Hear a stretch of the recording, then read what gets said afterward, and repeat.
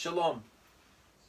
I just wanted to make a short video on how to observe Rosh Chodesh.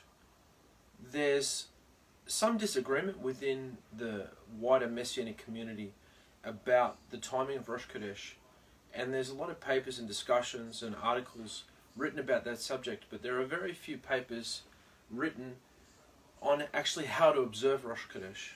Sure, we can read information from an Orthodox Jewish perspective, and that gives us great insight. But how does one actually observe Rosh Chodesh? If the weekly Shabbat sanctifies the week, then how do we observe that thing that is meant to sanctify the month?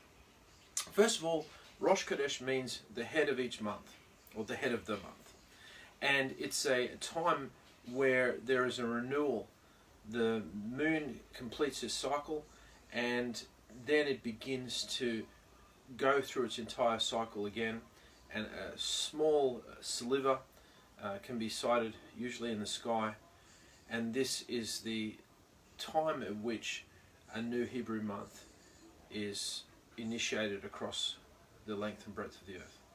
And so what happens is we acknowledge that, and we as believers in Messiah, Torah observant folk, whether you be an Orthodox Jew or you be a follower of Messiah that observes the Torah, it is your duty to bring in the new month, as it is your duty to bring in each day with your morning prayers, and the duty to bring in the Sabbath with the relevant prayers on the Sabbath. Orthodox Judaism tells us that Rosh Chodesh is very much centered around the woman of the household. Tradition states that it was the women who refrained from offering their jewelry in the construction of the golden calf, and it was on this merit that they were given a special high holy day. Rosh Chodesh is considered a minor holy day, where some work can be done, but it's traditional for some work to be refrained from. And normally, within an Orthodox Jewish home, additions are added to the prayers. There may be an addition to the prayer after meals, and additions to various other prayers at different points in the day. But as a Nazarene, what do we do to actually initiate the beginning of that day?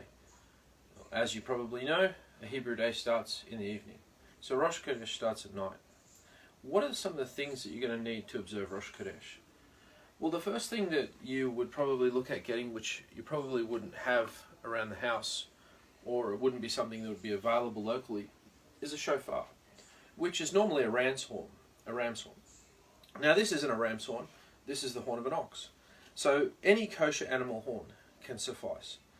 If one doesn't have a ram's horn or any other relevant kosher horn to use and to blow on Rosh Chodesh, one can simply have the recorded sound of a shofar and play that on some form of media.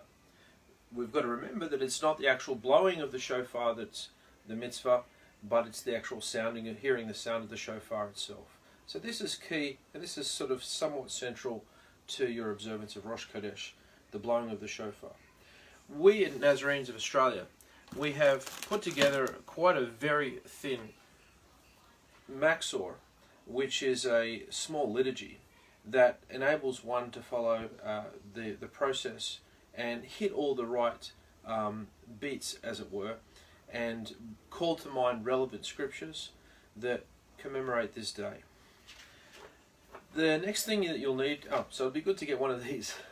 The next thing you'll probably need is a menorah, which is a 7-prong menorah. Now you have to be very careful because you don't want to get the 7-branch menorah confused with the Hanukkah or the Hanukkah menorah, which is 9 branches.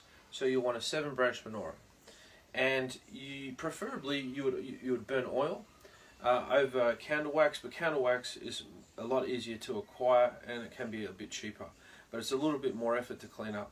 If you can burn oil is very easy to clean up. There's no sort of candle wax or anything you have to worry about, and oil has so much more spiritual significance inherent in the actual use of oil.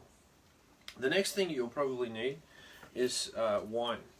Now, if you have a problem with alcohol, or you've got any sort of history of alcoholism in the family, and it's an issue. Alcohol is an issue for you.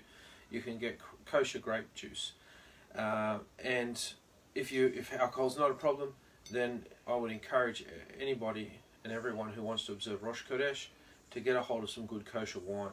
This wine that we have is Knorr wine, and it's actually, I've found it's the nicest wine that's available in Australia. That's quite affordable. You can pick one of these up for about $9 or $10 Australian dollars. The next thing you'll need is some form of bread. It's customary to partake of bread and a meal.